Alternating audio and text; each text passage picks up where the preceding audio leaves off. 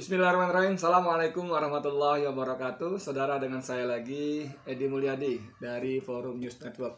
Saudara, hari Jumat kemarin, tunggu dulu, sebelum hari Jumat kemarin saya ada berita yang lain, berita lama.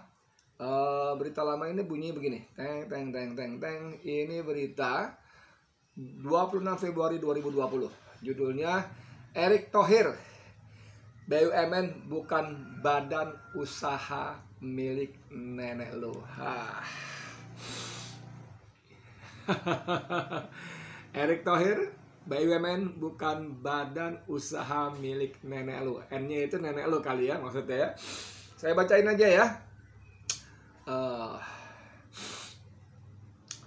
Menteri Badan Usaha Milik Negara BUMN Erick Thohir berpesan kepada bos-bos perusahaan plat merah agar bertingkah layaknya pengelola perusahaan, bukan seperti pemilik perseroan. Nah, beda pengelola dan pemilik ya, kata kuncinya di situ. Sebab BUMN ditugaskan mengelola aset milik negara, bukan sebagai pemilik asetnya. Jadi secara individu bos-bos tadi diminta untuk menjadi pengelola, bukan pemilik aset negara, bukan seperti pemilik perseroan.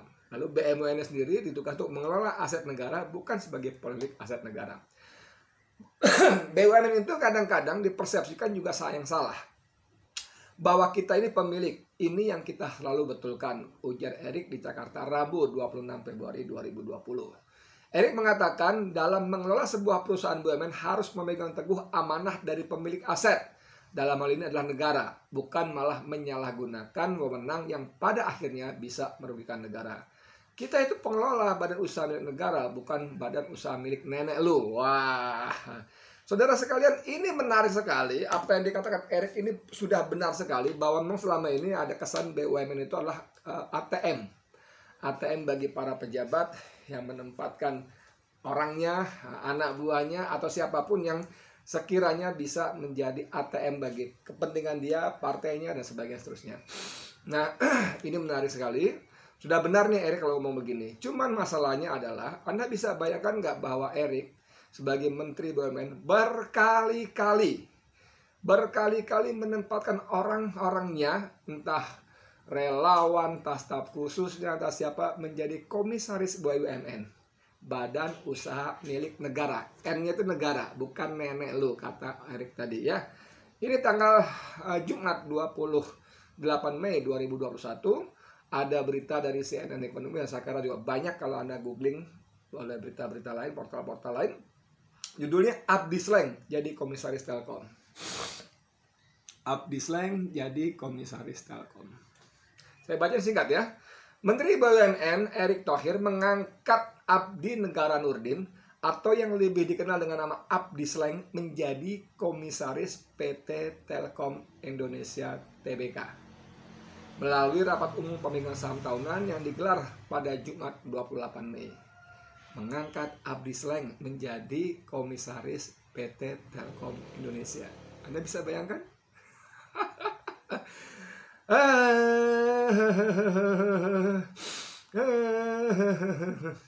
Anda bisa bayangkan itu? Abdi Sleng, bos. Telkom ini perusahaan yang multinasional, sahamnya saham blue chip, saham utama di bursa saham kita, dan apa menyebutnya kita ya, termasuk BUMN besar lah gitu ya, sangat terbesar di samping ada Pertamina dan beberapa yang lainnya. Anda bisa bayangkan Abdi Sleng duduk menjadi komisaris PT Telkom Indonesia? Ini apa artinya, saudara? Apakah ini berarti bahwa Erick sudah melupakan pidatonya bahwa BUMN bukan perusahaan milik nenek lo, lalu menjadi perusahaan milik gua, gitu ya, sebagai menteri. BUMG jadinya, badan usaha milik gua, terserah gua, menteri BUMN. Ya, Abdi Sleng ini kan anggota Sleng ya. Dia menjadi tanda kutip nih anak emasnya Jokowi waktu itu. Dia juga yang membuat lagu lagu Salam Dua Jari waktu Capres 2014 kalau nggak salah ya. Jasanya sangat besar terhadap Jokowi. Jadi saya mendapat banyak baca-baca komentar-komentar di grup-grup WA. Antara begini bunyinya, innalillahi, mending para komisaris itu punya basic ilmu yang dibutuhkan. Ya harusnya memang punya basic ilmu yang dibutuhkan. Dia paham lah soal perusahaan, paham soal ekonomi, soal neraca, soal bisnis telkom, atau apalah gitu ya. Walaupun nggak harus ngerti, tapi paham, ya, punya ilmunya. Nggak harus ahli maksud saya gitu ya. Itu salah satunya ada manusia yang track recordnya, aduh. Saya nggak enak ini. Saya nggak enak, tapi saya bacain aja. Ini cuma celotehan orang-orang di grup WA ya. Salah satunya ada orang yang track recordnya hamilin perempuan lalu ninggalin istri dan anak-anaknya, kok bisa jadi komisaris BUMN. Gila banget nih orang-orangnya. Pada tahun 2000-an saja take home pay komisaris Telkom sudah 3 miliar per tahun. Wih, atau hampir berapa itu kalau 3 miliar? 3 miliar bagi 12. Hampir 300 juta ya. Wih, ngeri sekali ya. Apalagi tahun sekarang ini di mana gaji komisaris BUMN sudah di atas 500 juta. Wow. Tak henti-hentinya kekayaan negara dihamburkan sia-sia hanya untuk balas jasa kepada relawan Jokowi demi memperkaya para sampah peradaban yang berperilaku bejat dan penuh kebohongan. Gila nggak?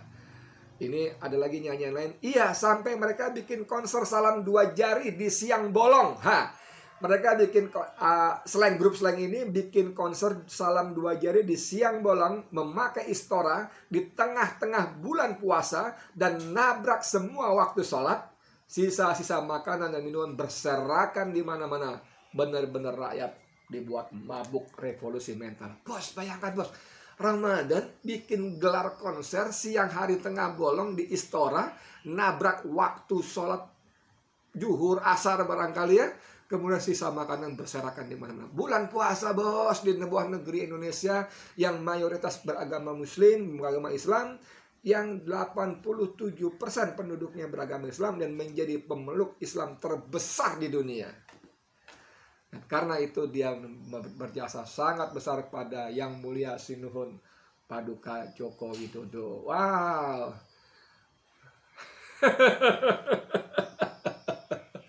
Anda mau ngomong apa? Ya, ini ada lagi dari channelnya Said Didu, Muhammad Said Didu ini kita kenal ya, mantan sekretaris BUMN yang jadi dia paham betul tentang seluk-beluk jeroan BUMN. Dia bikin podcast yang pengantarnya begini. Menek BUMN pernah berpesan kepada direksi dan komisaris BUMN bahwa BUMN bukan badan usaha nenek lo. Tadi berbicara saya bacakan ya. Rupanya maksud Erik BUMN adalah badan usaha milik gua, kata saya Didu. Karena itu dia bebas mengangkat direksi dan komisaris BUMN. Dia memilih komisaris BUMN sesuka hatinya tanpa memandang kompetensi dan rekam jejaknya. Memilih BUMN sesuka hatinya tanpa memandang kompetensi dan rekam jejaknya. Siapa dia, kompetensinya apa tadi saya katakan. Dia ngerti nggak, paham nggak soal ini? Jangankan soal secara mikro, bisnis telkom dalam mikro itu agak oke lah ya. Tapi soal ekonomi secara umum, soal persaingan bisnis telekomunikasi secara umum, itu aja deh. Paham nggak? Belum lagi soal manajerial dan sebagainya ya. Seorang penawaran Jenderal Polisi Irjen Polisi Raja Erisman, katanya Raja Erisman Irjen Pol diangkat menjadi komisaris di PT Jasa Marga. Padahal dia pernah dicopot dari jabatannya karena membantu mafia pajak Gayus Tambunan. Loh, mantap nggak?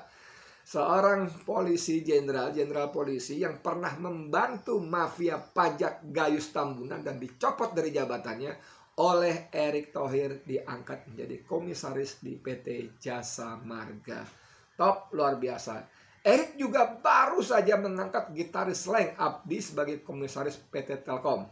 Abdi adalah tim ses Jokowi JK dan inisiator konser salam 2 jari.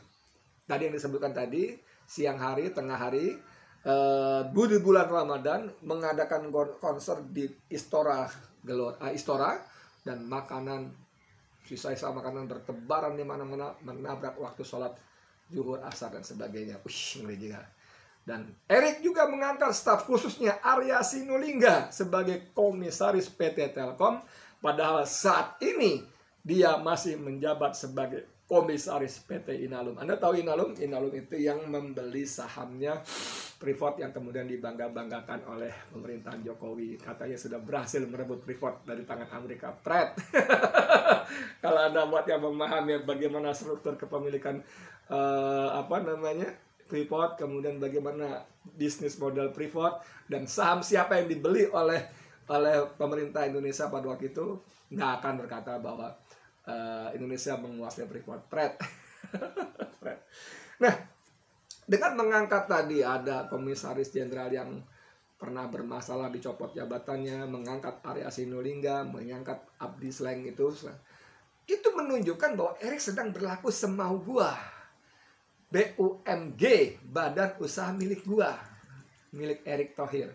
Nah, ini kan suatu yang tragis dan ironis, saudara. Jadi wajar saja kalau dalam 5-6 tahun ini BUMN babak belur dan diambang kebangkrutan yang luar biasa. Anda tahu kalau Anda googling, searching di Google, itu bagaimana nasib BUMN karya, khususnya Wijaya Karya, apalagi itu Istaka Karya, apalagi itu macam-macam yang karya-karya itu semuanya utangnya naik menjadi 4 kali lipat, 400-500%, dan keuntungannya tergerus habis, modalnya pun termakan habis.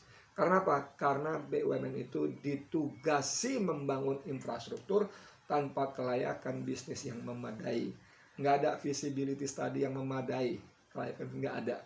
Semua dibangun hanya untuk mengejar ambisi Sinuhun Paduka Yang Mulia Joko Widodo, supaya dia nanti selesai menjabat 2 periode, atau pada periode ketiga yang sekarang lagi digulirkan terus, orang akan berkata, wah Jokowi peninggalannya dasar, infrastruktur jalan tol, pelabuhan, bandara, dan sebagainya, yang semuanya itu membuat BUMN bangkrut karena utangnya meledak 500, 400, 500%.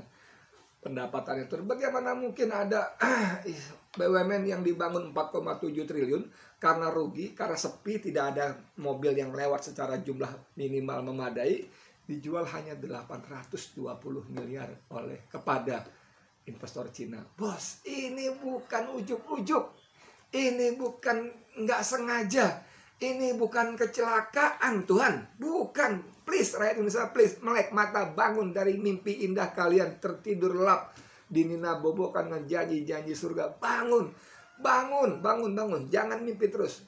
Bagaimana ada sebuah BUMN Istaka Karya, Waskita Karya, membangun jalan tol 4,7 triliun biayanya, dijual hanya 825 miliar, bos, kepada investor Cina. Please, bangun. Bangun. Ini uang kita, jangan salah. Uangnya uang utang. BUMN itu milik negara. Negara itu adalah perwakilan rakyat Indonesia. Milik kita, milik rakyat Indonesia, bos. Dan Erick Thohir selaku Menteri BUMN telah bertindak semau gue. Semau gue. Bukan cuma di Telkom ini saja, bukan cuma di Jasa Marga ini saja, di banyak BUMN lain dia mengangkat orang-orang yang sama sekali tidak punya kompetensi dan rekam jejak. Wah, rekam jejak ini menarik sekali, saudara. Anda tahu, ada ini. Ya, ada sampai di mana ya?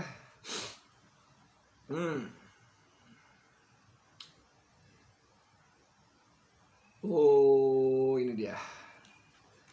Anda masih ingat poster ini?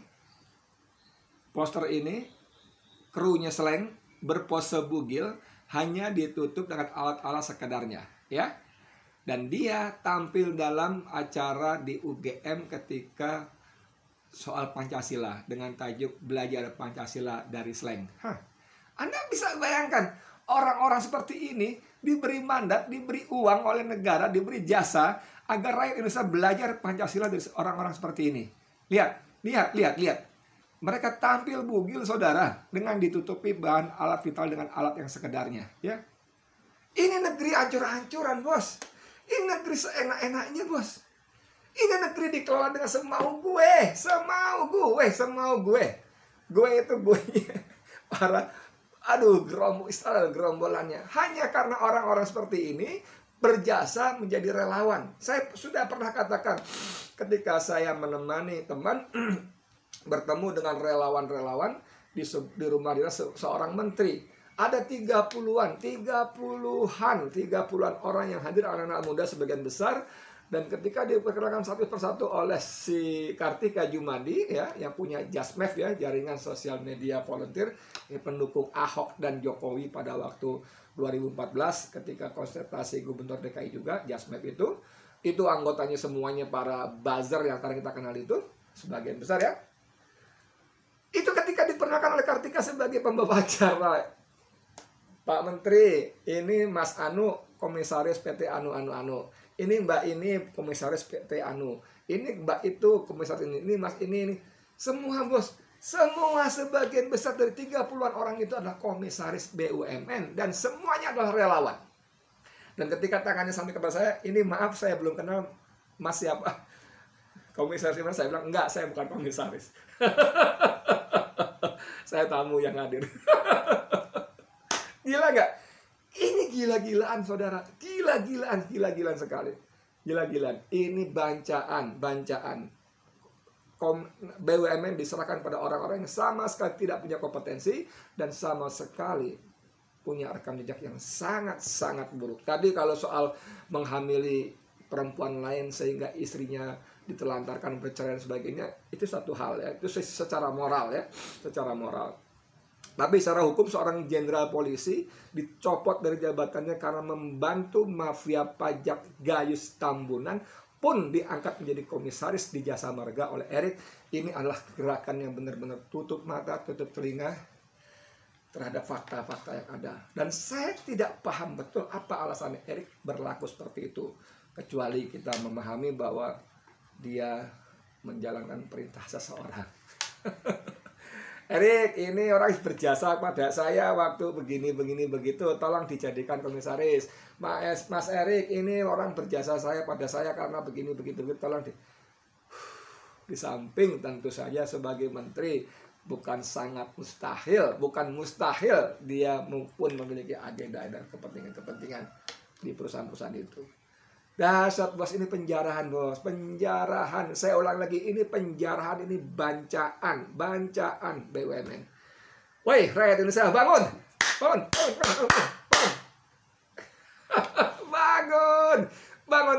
Masya Allah, jangan lama tidur. Aduh. Ya Allah. Saya Edi Mulyadi untuk FNN. Assalamualaikum warahmatullahi wabarakatuh.